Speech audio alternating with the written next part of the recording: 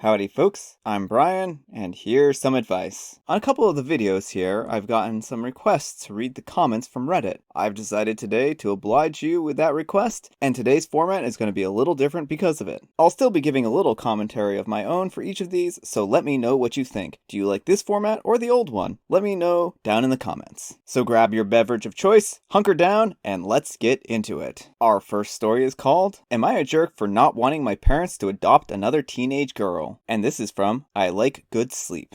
I'm a 15-year-old female, and I live with my parents, mid-40s, and my brother, 9. It's always been a dream of my parents to adopt. Me and my bro are bio kids, and they had come to the decision that they wanted to adopt an older kid. They got matched with Jess, who is 13. Due to the current situation, she's not living with us. But we've met before, and she spent the weekend with us in January. Jess, despite sometimes being sweet and kind, is very high maintenance and has a lot of anxiety and anger problems. She can go from 0 to 1,000 really quick. During her stay, she got triggered by something when we were in public. She and I had gone to a clothing shop and my parents were away in a cafe nearby. Some guy accidentally grabbed her by the shoulders as he thought she was his kid, and he immediately apologized. She started screaming. I was the only person there, and I tried to calm her down, but she ran off. She was found, shaken but safe, an hour later. I then got grounded as I had failed in being responsible for my sister. I said that I don't have a sister. My parents were angry about this and said that how dare I be rude about her and that I don't know how much she's been through. She's had other outbursts, but none so huge in public. She can be cold and untrusting and very clingy to my parents. I do admire her. I think she's very brave, but I don't want to live with her. My parents call Jess often. I often say hi and try to be civil and supportive,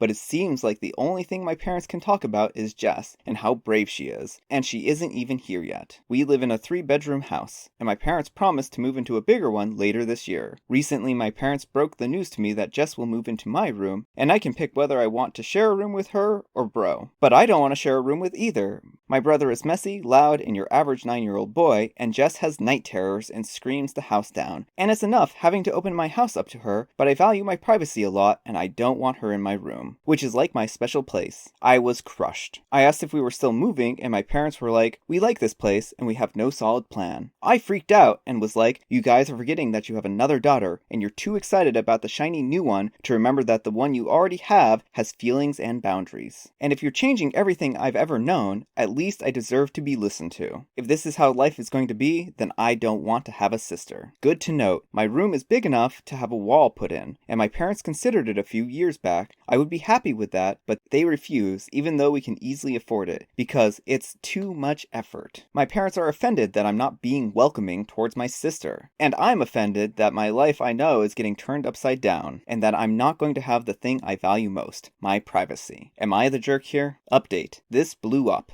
Enough to reach Jess. She called me and we had a good heart-to-heart. She was unaware of the situation and felt really uncomfortable about it. We had a family meeting via Skype and explained to my parents why this was a bad idea and showed them some of the comments in this thread. They apologized and said they would try to improve their behavior. We asked them to put up a wall and they agreed. My father is currently watching a video on how to do it, LOL. Jess also says hi to everyone and thank you for looking out for her.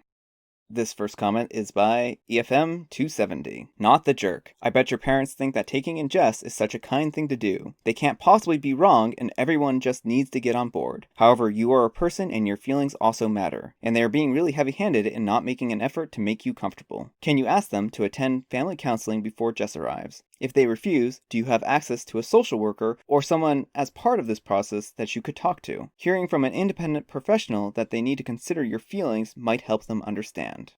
And Sax Panther responds, a lot of people will get so stuck up on doing something kind that they will end up being unkind and inconveniencing everyone else as a result. I'm actually surprised that family counseling is not included with adoption. It's desperately needed here. Adopting is wonderful, but I think it's unreasonable that the OP's parents are working so hard for this new child, yet putting the new wall in is too much work. Even though they've promised a larger house in the beginning, favoring one sibling over another usually leads to resentment even in biological families.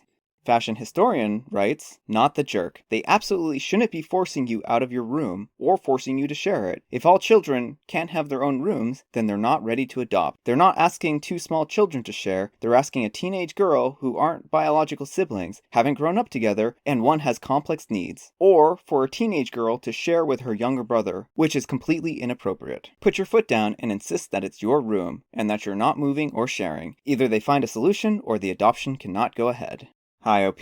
I'm going to have to agree with the final judgment here. You are not the jerk. First, your parents shouldn't have punished you because of the mall incident. You had no way to control that situation. Further, you shouldn't have even been left in that position. If she has special needs, then they need to be the ones keeping an eye on her and not you. Next, I think that even though the situation had a happy ending, that your family should still seek family counseling. It's great that Reddit was able to help them see the error in their ways, but it shouldn't have come down to that. Also, this will likely not be the first or last time you have a problem with them listening to you and maybe eventually your brother. This is a complex situation that will change your family's dynamic. Good luck, and I'm happy to hear that Jess has your back. I hope your parents continue to listen to you and work with you, your brother and Jess.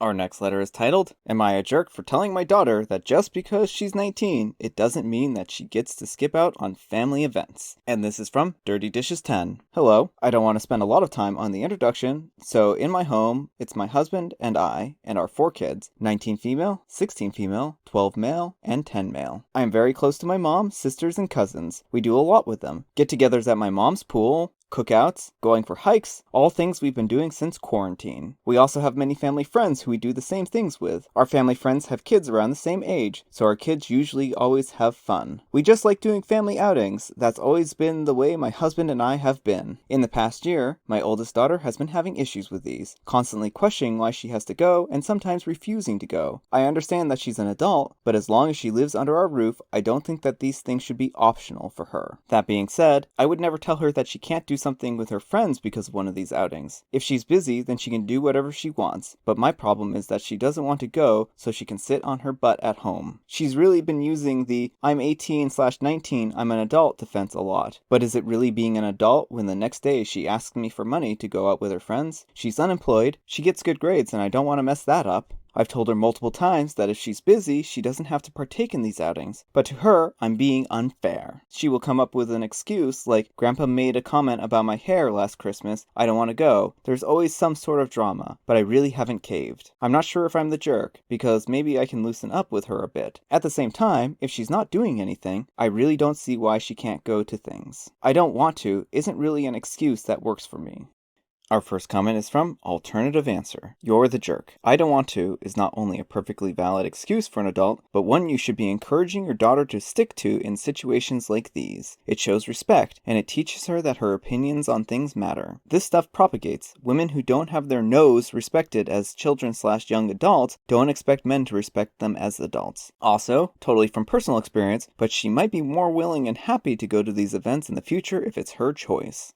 Alaco Fluff replies, You're the jerk. Why do you want her to have a bad time? Forcing these events on her pretty much guarantees she will not attend any of them once she's independent because of the bad associations.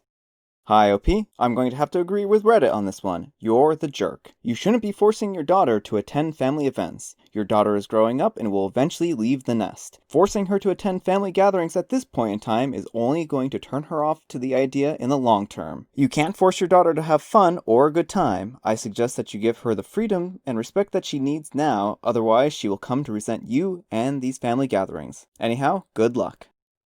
Our last letter is titled, Am I a jerk for being mad that my boyfriend dedicated his book to OJ Simpson instead of me? And this is from OJ Throwaway. My boyfriend of 5 years has many great traits, but one very weird quirk of his is that he's convinced that OJ didn't do it. He's seen every documentary and miniseries and still thinks OJ is innocent. His explanation of who he thinks did it is probably even crazier than other OJ truthers. But he's not a conspiracy theorist other than this, so I mostly let it go. He spends a lot of time reading about and watching OJ related content, and it's become a hobby that I ignored. He's recently published a book unrelated to OJ. It's just science fiction. I read all of his drafts and helped him edit. Perhaps narcissistically, I thought I would be the person whom he dedicated the book. It wasn't until I ordered it that I opened it up and saw that it was dedicated to OJ. Now I know that it's his right to do whatever he wants, but I wouldn't have been upset if he had dedicated it to his mom or something. But he's never met OJ. He said that he hoped the book would go big and people would buy it and be thrown off by the dedication, which talks about OJ being innocent, and this would open up Pandora's box to the world. I asked him why not just write a book about OJ then, and he said because it would be harder to market given that he wasn't involved in the case and it isn't law. So his hope is to write a science fiction book. Seems odd to me because he's not usually a writer. That would be the next viral novel, with the secret agenda of highlighting OJ. He was also hoping OJ himself would see it. I'm aware that OJ isn't even in jail. My boyfriend acts like he is. He says that even if OJ is free, he's not truly free because people only know him as that man who killed his wife, and not as a great athlete. He's telling me that none of this affects me, so I'm in the wrong to be offended. But come on, this just feels like a delusion, and it makes me angry that I helped him edit a book that turned out to be just some OJ-related secret plot.